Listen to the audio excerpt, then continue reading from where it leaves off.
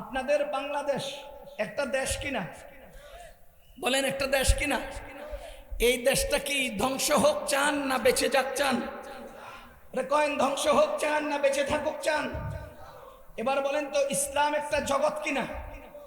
এই জগৎ ধ্বংস হোক চান না বেঁচে থাকুক চান? আরে কথা কয় না। পৃথিবীর সমস্ত মানুষ চাইতে হবে যে ইসলাম নামক জগৎ বেঁচে থাকুক। সে পৃথিবীর সমস্ত রাষ্ট্র চায় বাংলাদেশ নামক দেশ বেঁচে থাকুক। এবার আপনারা বলেন, বাংলাদেশ নামক দেশকে বাঁচিয়ে রাখার জন্য বহিরাগত বর্ডারের অপর প্রান্ত থেকে হালাকুখানদের আক্রমণ যদি ঠেকাইতে হয়, বহিরাগত বর্ডারের অপর প্রান্ত থেকে কারো যদি আক্রমণ ঠেকাইতে হয়, তো বাংলাদেশের ভেতরে প্রশিক্ষিত সেনাবাহিনীর দরকার আছে না নাই? বহিরাগত আক্রমণ রক্ষা করার জন্য, আক্রমণকে ঠেকিয়ে দেশ রক্ষা করার জন্য বিমান বাহিনীর দরকার, নৌবাহিনীর দরকার। এই বাহিনীগুলো কেন প্রশিক্ষণ দিবে, ভারী অস্ত্র চালানো প্রশিক্ষণ দেবে কেন? ওই সব অস্ত্রের মোকাবেলায় যুদ্ধ করে দেশকে বাঁচানোর জন্য। তেমনি ভাবে ইসলাম নামক জগৎ রক্ষা করার জন্য শয়তানদের আক্রমণ থেকে দেশকে, জগৎকে, ইসলামী রাষ্ট্রকে, ইসলামী বর্ডারকে, ইসলামী তাহজিব তামাদ্দুনকে বাঁচিয়ে রাখার জন্য ঠিক তেমনি ভাবে বাহিনীর দরকার, যারা সশস্ত্র মোকাবেলায় প্রশিক্ষণ গ্রহণ করবে। এজন্যই বলছি, মুজাহিদ ততদিন থাকবে, ইসলাম যতদিন থাকবে। বাংলাদেশ যতদিন আছে বাংলাদেশের সেনাবাহিনী থাকবে না? না। ইন্ডিয়া যতদিন আছে ইন্ডিয়ান সেনাবাহিনী থাকবে না?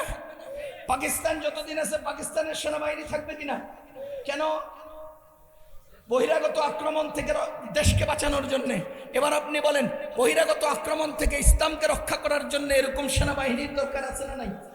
তোমার দেশের সেনাবাহিনীর যেমন দরকার, আমার ইসলামের তেমনি তার চেয়েও শক্তিশালী সেনাবাহিনীর দরকার। এবার বলেন, বাংলাদেশের বহিরাগত অনুপ্রবেশ ঠেকানোর জন্য, ভেতরের অন্যায় পাচার ঠেকানোর জন্য দেশের চারিদিকে বর্ডারে পাহারাদার আছে না নাই? এদেরকে কি বলে? Border guard. বাংলাদেশ বিজিবি, এক এক রাষ্ট্রের এক এক নাম। এবার আপনি বলেন, বাংলাদেশ নামক দেশের পাহারাদারির জন্য বিজিবি আছে না নাই? এদের কাজ কি? এরা অন্যায় ভাবে কোনো কিছু প্রবেশ করবে, এটাকে ঠেকাবে। অন্যায় ভাবে দেশ থেকে কিছু বাইরে চলে যাবে, এটা ঠেকাবে। ও মুসলমান, ঠিক তেমনি ভাবে ইসলাম যতদিন আছে ইসলামের পাহারাদার আছে। ইসলাম যতদিন আছে ইসলাম রক্ষা করার জন্য, অনুপ্রবেশ ঠেকানোর জন্য, ইসলাম থেকে কিছু বেরিয়ে যাবে এই ক্ষেত্রে হস্তক্ষেপ করে এটাকে টিকিয়ে রাখার জন্য ওই রকম দেশ পাহারাদারির যেমন বিজিবি দরকার, ঠিক তেমনি আমাদের ইসলাম পাহারা দেওয়ার জন্য উম্মতের বিজ্ঞ, বিচক্ষণ, দূরদর্শী আলেমের দরকার। সমাজে আছে না? একটা উদাহরণ দিলে বুঝবেন। ইসলামের নাই, ইসলামে ঢুকতেছে এমন কোন ইতিহাস দুনিয়াতে আছে না নাই? আপনাদের জানা মতে বাংলাদেশের বর্ডারের বাহির থেকে অন্যায় কিছু প্রবেশ করে কিনা? আরে কথা কয় না, করে কিনা? আগেকার সময় আম, কাঁঠাল, জাম ইত্যাদি ঢুকতো। এখন তার কাটার বাউন্ডারি দিয়া আম, কাঁঠাল ঢুকে না, শুধু ফাঁকে দিয়ে টাকা যায়, উপর দিয়া বস্তা আসে। কথা বুঝতেছেন? বুঝেন? আমার এক চাচা সম্পর্কে অনেক ছোট্টকালের গল্প। ওনার এক চাচাতো ভাই, আমার সম্পর্কে চাচা আমাদের সমবয়সের, ওনার এক চাচাতো ভাই ক্যারাম খেলতেছে, ক্যারাম বোর্ড খেলতেছে। তো সে একসাথে আমরা দুজনে হাইটে আসতেছি। সে বলতেছে যে ও ক্যারাম বোর্ড খেলতেছে, ওর বাপের লাগামু। আমাদের দেশে লাগামু মানে জানামু, ইনফরমেশন করবো, তাকে বলে দেব। সেকেন্ডের মধ্যে সে ডিসিশন চেঞ্জ করছে। সে বলে না, কইতাম না, এতে নষ্ট হয়ে যাক। ওয়াল্লাহ, আমার কানে এখনো আওয়াজটা বাজতেছে।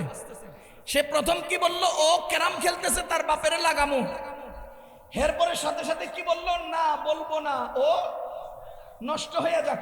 আমাদের পার্শ্ববর্তী রাষ্ট্রের লোকেরা আমাদেরকে আম, কাঁঠাল আর খাওয়ায় না, আমাদেরকে গরু ছাগল আর ঠিক মতো খাওয়ায় না, আমাদের থেকে ইলিশ মাছ দিলেও পেঁয়াজগুলো দেয় না, কিন্তু ঠিকই বস্তায় বস্তায় বোতল পাঠায়। ওরা নষ্ট হয়ে যাক, ওরা কি হয়ে যাক।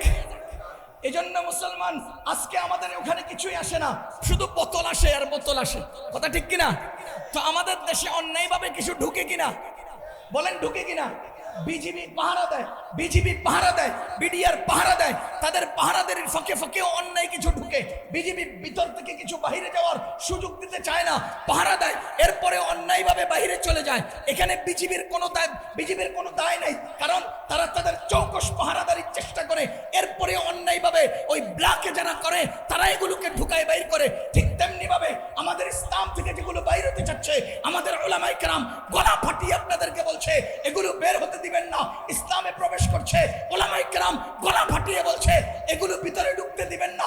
ও মুসলমান, একটা উদাহরণ দিলে বুঝবেন, ইসলামের ঈদ হলো দুইটা, ইসলামের 3 নম্বর ঈদের কোনো জায়গা নাই। ইসলামের ঈদ হলো দুইটা, ইসলামের 3 নম্বর ঈদের কোনো জায়গা নাই।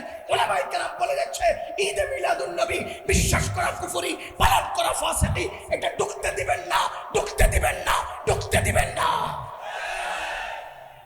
উলামায়ে কেরাম বলে দিচ্ছে ঈদে মিলাদুন নবী ইসলামে নাই, এটারে ঢুকাইতেছে কিনা? রাষ্ট্রীয়ভাবে পালন করে ঢুকাচ্ছে, পাকিস্তান থেকে মোল্লা হায়ার করে আইনা ঢুকায়, এ শোভাযাত্রার মাধ্যমে র্যালি কইরা ঢুকায়। উলামায়ে কেরামের পাহারাদারির ফাঁকে যদি ব্লকে তুমি ঢুকাও, আমাদের কোনো দায় আছে? বিডিআর বিজিবির কোনো দায় নাই, অন্যায়ভাবে ঢুকতেছে। ঠিক তেমনি ভাবে এরকম ঢুকা গেলে আমরা কি করব? কিন্তু আমরা আপনাদেরকে পাহারাদারির জিম্মাদারি আদায় করে যাচ্ছি। 2 নাম্বার, ইসলামের তারাবির নামাজ কয় রাকাত? সবাই বলেন তো তারাবির নামাজ কয় রাকাত? এখন একটা মহল 12 রাকাত বাদ দিয়া 8 রাকাত বলে কিনা? তার মানে এরা আমাদের ইসলাম থেকে 12 রাকাত চুরি করে নিয়ে যাচ্ছে বর্ডারের বাইরে। আমাদের উলামায়ে কেরাম সুস্পষ্টভাবে বলে দিচ্ছেন ইসলাম থেকে কোনো কিছু বাইরে নেওয়ার সুযোগ নাই, ইসলাম থেকে কোনো কিছু বাইরে নেওয়ার সুযোগ নাই। সুতরাং তারাবির নামাজ 20 রাকাত সুন্নত, 20 রাকাত ওই সুন্নত, 8 রাকাত সুন্নত এটা ভুল, 8 রাকাত সুন্নত এই দাবি ভুল। সুতরাং মুসলমান, ইসলামের ভিতরের নামাজ 3 রাকাত, 1 রাকাতের দাবি ভুল। এজন্য আমরা বলে দিচ্ছি ইসলামের ভিতর থেকে বাইরে নেওয়ার সুযোগ নাই।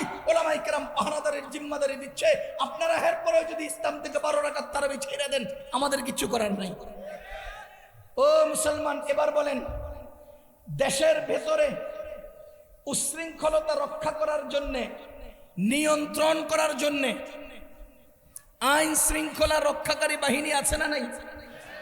যদি একটা দেশকে সুশৃঙ্খল রাখার জন্য আইন শৃঙ্খলা রক্ষাকারী বাহিনীর দরকার হয়, পুলিশ বাহিনীর দরকার হয়, আনসার বাহিনীর দরকার হয়, তো ইসলাম নামক জগতের ভেতরে সমস্যা তৈরি হলে সেগুলোর সমাধানের জন্য বিজ্ঞ উলামায়ে কেরামের দরকার আছে না নাই?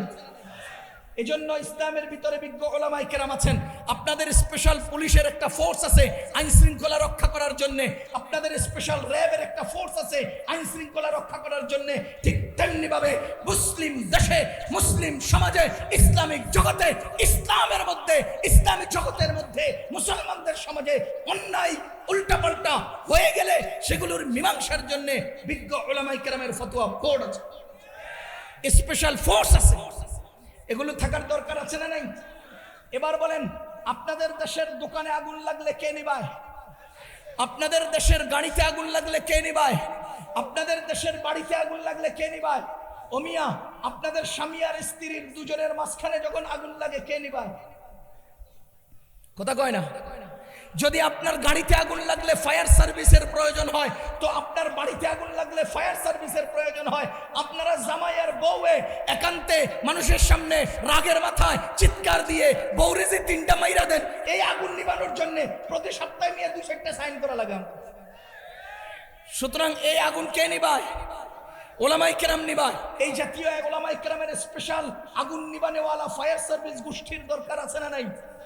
ঠিক তেমনি ভাবে একটা দেশ রক্ষার জন্য, বহিরাগত আক্রমণ ঠেকাইতে যেমন বাহিনীর দরকার, আভ্যন্তরীণ শৃঙ্খলা রক্ষা করতে আইন শৃঙ্খলা রক্ষাকারী বাহিনীর দরকার, তেমনি ভাবে ভেতরে আগুন লাগলে নিবানোর জন্য ফায়ার সার্ভিসের দরকার, যেমনি ভাবে বর্ডারগুলো পাহারাদারের জন্য বিজিবির দরকার, ঠিক তেমনি ভাবে ইসলাম নামক জগৎ রক্ষা করার জন্য, বহিরাগত শয়তানদের কোমর ভেঙে দেওয়ার জন্য ইসলামী মুজাহিদের দরকার, ভেতরগত মুফতিদের দরকার, আর পাহারাদার উলামায়ে কেরামের দরকার। এই ইসলাম রক্ষার জন্য সশস্ত্র মুজাহিদের দরকার।